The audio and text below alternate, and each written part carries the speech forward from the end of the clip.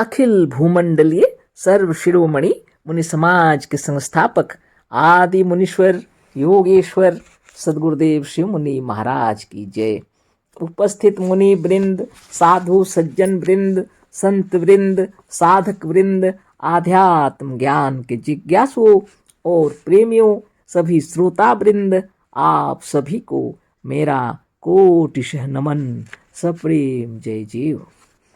तो आध्यात्मिक चर्चा चल रही है और हम लोग सदगुरुदेव शिव मुनि महाराज रचित ग्रंथ भूत विद्या व मैस्मरिज्म पर चर्चा कर रहे हैं। अध्याय 3 पर चर्चा हो रही है। भूत विद्या या मैस्मरिज्म की व्यर्थता, है ना। उसी पर चर्चा हो रही है और अभी तक हम लोगों ने जो जाना थोड़ा उसको भी पढ़ लेते हैं, है ना। जैसे जैसे अपने विचारों की उन्नति होती है वैसे वैसे मनुष्य के ईश्वर भी उन्नति करते हैं।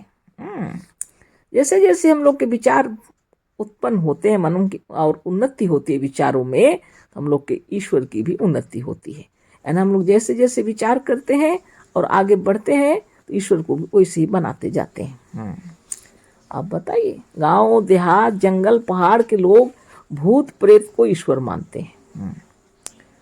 उनके ईश्वर भूत प्रेत हैं, यानी जिसको देख करके वो भयभीत हो जाए वो ईश्वर है उनके हिसाब से। और उनके पूजा पाठ करते हैं और डर के मारे बलि चढ़ाते हैं, है ना।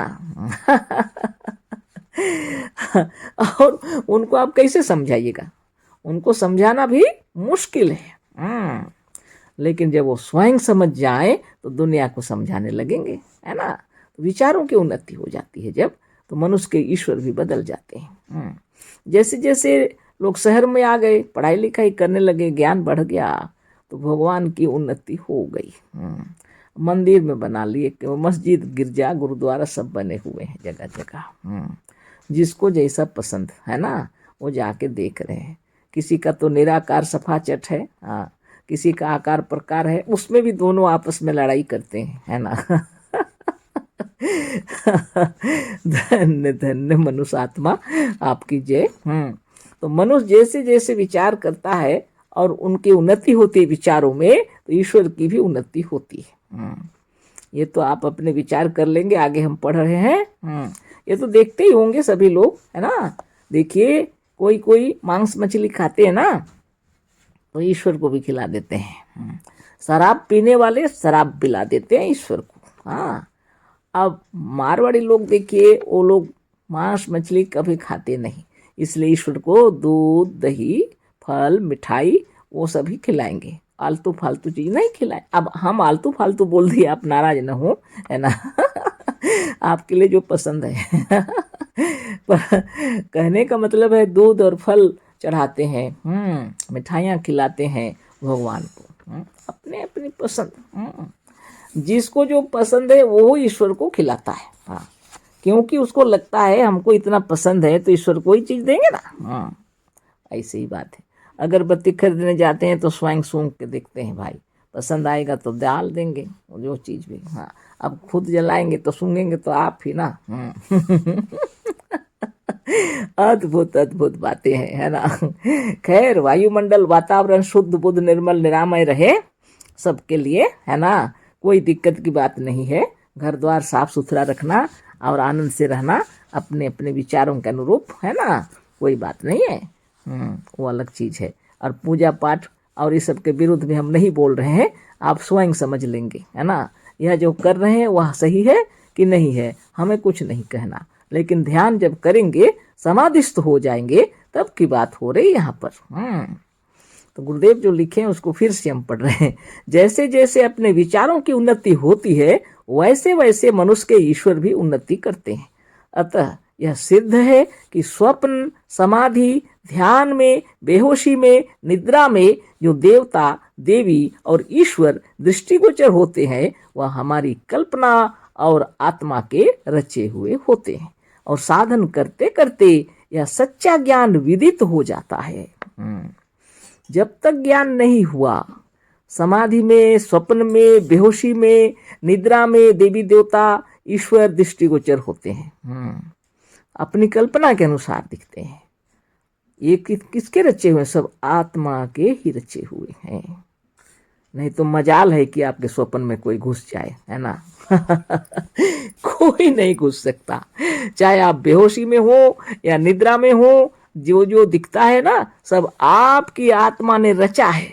उसके सिवा किसी का कोई दम नहीं, किसी में कोई बल नहीं कि आपके स्वप्न में घुस जाए। कोई नहीं घुस सकता सिवा आपकी आत्मा की रचना के। आपने जो रचा है सिर्फ वही दृष्टिगोचर होता है। और जैसे जैसे आप आगे बढ़ेंगे और समाधिस्थ होंगे तो आपको मालूम होने लगता है ना। बहुत बड़ी बात है, आत्मा के रचे हुए होते हैं और साधन करते करते यह सच्चा ज्ञान विदित हो जाता है। नित्य योगाभ्यास करते करते यह सच्चा ज्ञान स्वयं के अंदर में आ जाता है। इसको समझाना मुश्किल, ना आप हमें समझा सकते हैं ना हम आपको समझा सकते हैं। इसलिए सदगुरुदेव कहते हैं सिर्फ स्वयं को समझाया जा सकता है। किसी को बदलने का चक्कर में लड़ाइयाँ होती हैं, किसी को बदलने की नहीं, आपको खुद को बदलना है, हमको खुद को बदलना है। अगर हम प्रेम से बातें करेंगे तो आप भी प्रेम से ही करेंगे ना। अगर आप प्रेम से बातें करेंगे तो हम भी प्रेम से करेंगे ना। हम ही आपसे लड़ेंगे और आशा करेंगे कि आप प्रेम से बातें करें, यह तो असंभव है ना। इसलिए स्वयं को ही अच्छा बनाना है। जैसा हम चाहते हैं वैसा ही व्यवहार करना चाहिए। हाँ, लिखे हैं बाइबल में, तुम जैसा चाहते हो वैसा व्यवहार करो। लोग समझे ही नहीं, उल्टा पलटा कार्य करते हैं, है ना। वो बात छोड़ दीजिए, सब अपनी अपनी भावना। जाकी रही भावना जैसी, हरि मूर्ति देखी तीन तैसी। सिर्फ इतना ही नहीं, वेदों पुराण भी वैसे ही दिखता है जैसी आपकी भावना होती है। सब कुछ वैसे ही दिखता है। जब सच्चा ज्ञान हो जाएगा तो उसके अंदर आपको दिखेगा पर ब्रह्म परमात्मा हमारी आत्मा है, दिखेगा। एक खुदा की इबादत करना और किसी दूसरे की नहीं, यही कहा गया है, क्योंकि वही सर्वश्रेष्ठ है। लेकिन कौन कर रहा है देख लीजिए। वो खुदा को तो अभी तक देखा ही नहीं उन्होंने। 5 वक्त नमाज पढ़ा और 7वें आसमान के ऊपर देख रहे हैं। इस शरीर का ध्यान तपस्या बताए, इस शरीर का तपस्या बतलाए। शरीर के अंदर में ना 7 आसमान है क्या? बाहर में रहता है 7 आसमान। वो सब तो आपका बनाया हुआ है, रचना आपने किए हुए हैं। और लड़ाइयाँ खुद करते हैं हम लोग, है ना। और सबको बेवकूफ समझते हैं, खुद को बुद्धिमान। यही तो गलत है। जिस दिन ज्ञान हो जाएगा तब क्या दिखेगा? अहम ब्रह्मास्मि तत्त्वमसि, वही ब्रह्म ज्ञान है। हम ब्रह्म हैं और तुम भी वही हो। उसी दिन झगड़े समाप्त हो जाएंगे। ना हिंदू मुस्लिम दिखेगा, ना सिख ईसाई दिखेगा, ना जात पात दिखेगा। छोटी जात बड़ी जात मत पूछिए, बाप रे बाप।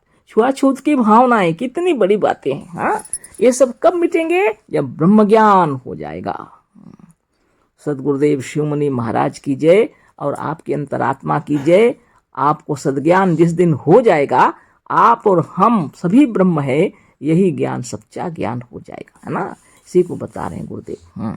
साधन करते करते यह सच्चा ज्ञान विदित हो जाता है। सच्ची बात यह है कि ध्यान में मनुष्य सर्वदा अपने विचार में रहता है, अपने ही विचारों को देखता और प्रत्यक्ष करता है। ध्यान में जो कुछ प्रत्यक्ष हो रहा है वह सब अपनी ही आत्मा है, अपना आप है, दूसरा कुछ नहीं है। इसी से कहा है तदा दृष्टु स्वरूपे अवस्थानम। तब दृष्टा साधक योगी अपने स्वरूप में स्थित हो जाता है। बहुत बड़ी बात है। जो कुछ भी आपको दिखता है, समाधि में हो, स्वप्न में हो, वो तो बेहोशी में तो क्या दिखेगा, लेकिन दिखता भी है। जिसको उस जगह बेहोश है दूसरी जगह दिखते हैं, है ना। तो जो भी हो उनको पूछ लीजिएगा, जिन लोग का ऑपरेशन करते समय बेहोश किया जाता है वो लोग को पता लगेगा। बहुत बड़ी बात है। इस सब विषय में अभी चर्चा नहीं है, पर इतना जरूर है, आप जब समाधिस्थ हो जाएंगे तब स्वरूपस्थ होते हैं, किसी दूसरे में स्थित नहीं होते हैं। आप स्वयं में डूब जाते हैं, स्वयं में स्थित होते हैं और आपको सच्चा ज्ञान हो जाता है। तदा दृष्टु स्वरूपे अवस्थानम। साधन करते करते आप अपने स्वयं में डूब जाते हैं। जब अपने में डूब जाएंगे तो आपको पता चल जाएगा कि आप ही पर ब्रह्म परमात्मा है ना। वेदों के रचयिता हैं, आपने कुरान शरीफ भी रचा, आपने बाइबल भी रचा, आपने जितने धर्म और संप्रदाय बनाए, आज भी बना रहे हैं, नियम और कानून बनाए, सब आपने बनाए। इसीलिए एक मुनि जी कहते हैं, फंस गई मकड़ी, फंस गई मकड़ी, अपने बनाए जाले में।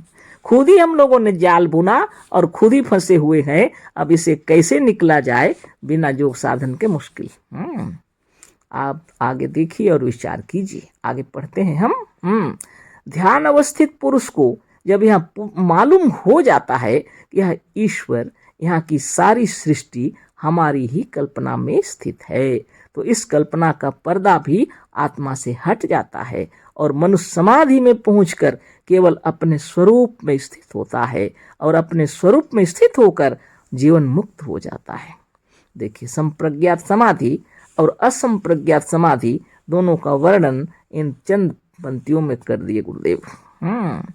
जब आपको संप्रज्ञात समाधि लगती है तब सब कोई दिखते हैं, है ना, लेकिन जब उससे उच्च कोटि की समाधि लगती है तो आपको पर ब्रह्म परमात्मा आप ही हैं यह मालूम हो जाता है। जब ध्यान अवस्थित पुरुष को जब यह मालूम हो जाता है कि यह ईश्वर जो है वह भी आपकी बनाई हुई, यह ईश्वर, यहाँ की सारी सृष्टि हमारी ही कल्पना है, ईश्वर भी आपकी कल्पना है, सृष्टि भी आपकी कल्पना है, सबके रचयिता आप ही हैं, यह ज्ञान होते ही इस कल्पना का पर्दा भी आत्मा से हट जाता है।